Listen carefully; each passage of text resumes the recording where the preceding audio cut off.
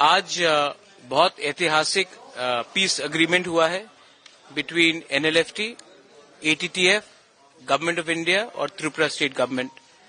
त्रिपुरा में हम जो वहां के जनजाति हैं, हमारे जो इंडिजिनस लोग हैं, बहुत साल से हम लोग सन ऑफ द सॉइल्स हैं और हमारा बहुत सफरिंग्स रहा है। हमारी बात आज तक बहुत कम लोगों ने उसमें ध्यान दिया है, नेशनल मीडिया ने भी इतना ध्यान नहीं दिया। लेकिन आज हम खुशी हैं कि गवर्नमेंट ऑफ इंडिया ने हमारी जो जेन्युइन कंसर्न्स हैं, कॉन्स्टिट्यूशनल राइट्स हैं, हमारी पॉलिटिकल डिमांड्स हैं और हम भी देश से प्यार करते हैं, हमें मेन स्ट्रीम में आना था, उस बात को सोच रखकर गवर्नमेंट ऑफ इंडिया ने आज एग्रीमेंट साइन किया है हमारे ATTF, NLFT के लीडर्स के साथ। 35 साल तक इन्होंने स्ट्रगल किया।